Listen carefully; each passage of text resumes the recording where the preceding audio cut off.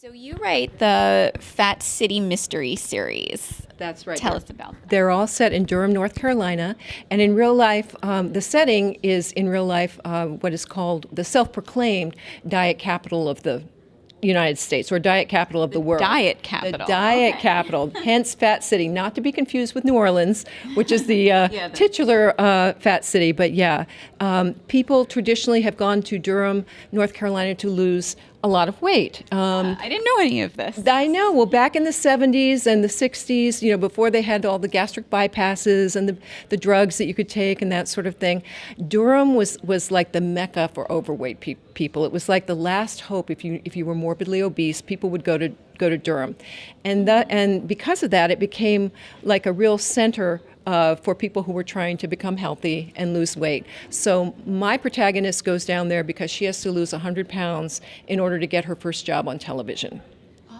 So she goes down there, and as soon as she enrolls in one of the fat clinics, the fat farms, sorry, that's not the politically correct thing to call it, the diet clinics, the diet doctor gets killed, and she gets drawn into the mystery at the same time that she's starting to work part-time for the television station.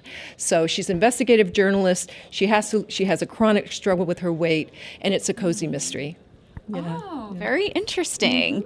And now, is she told that she has to lose weight to work in that industry, or does she just want things she feels like she should? Well, when you're a woman, or I guess either a man or a woman in the broadcast industry, no one has to tell you. It's pretty clear, but a little bit of that is based on my own experience. When I graduated from Columbia Journalism School way back in the dark ages, my mentor said, "Kid, you can write and you got the pipes, but you gotta lose weight." He actually said that to me. Wow. Yeah, yes. And I read in your bio you were a lot heavier. Oh, yeah, because not like how you look now. That would be like if someone told you. Worse that than now. I like to say I've kept a lot of it off, not all of it, but most of it. So I lost 90 pounds in like 9 months down there. Wow. And once I was done, I got my first job in television. And so this was based a little bit on my own journey. So I really felt that I had walked the walk of that story. So my main character stays in Durham and ends up working for a television station in that Tri-City area, Raleigh, Durham, Chapel Hill.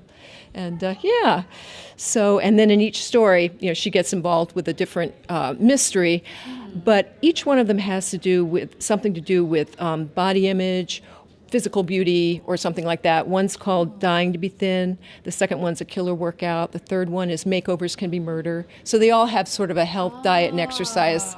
That's very interesting. So I could see female readers, and I don't mean to pigeonhole, but I could see that being very. It is a cozy mystery series, and each chapter is introduced by a little diet and exercise or beauty tip, which are actually, I researched them all. They're actually real tips, the sort of thing you might see in Glamour magazine or something like that.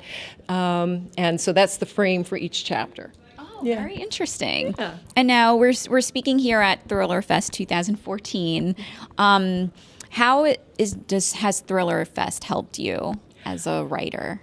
This is the first year that I've done the FBI seminar and also Craft Fest, and I have to say that it's been absolutely great. I think for a writer at any level, we're all on a continuum. at the very beginning, you have people who are writing story ideas on paper scraps. I call them paper scrap writers. On the other end of the continuum, you have Shakespeare. We're all somewhere in between there. And I think for a writer on any point along that continuum, you find really, really good information here. And from a craft point of view, because so much about writing is just learning the craft. And the other thing I notice about writers here and in general, there's such a giving, nurturing community. There's none of that backstabbing kind of thing that you might see in some professions. Writers are all really thrilled for each other when they do well, and they all want to help them get further ahead on their writing journey. Yeah, it's very nice. Yes. It's different than maybe the world of broadcasting. Or on camera. Yeah, definitely acting. It's different. Law, I don't know. I feel that those are a little bit of shark. Those conferences would have to be called Shark Fest, not Thriller Fest. Yeah. Well, and what do you have coming out now? Or are in the stores now? I have a thriller coming out hopefully next year called Haywire. And it's a techno thriller, so it's very different from what I've been doing in the past. So it's not a cozy mystery. My readers are going to have to get used to a new voice, but I'm really excited about it. Oh, very cool. Thank you. Thanks so much for speaking with us. Thank you.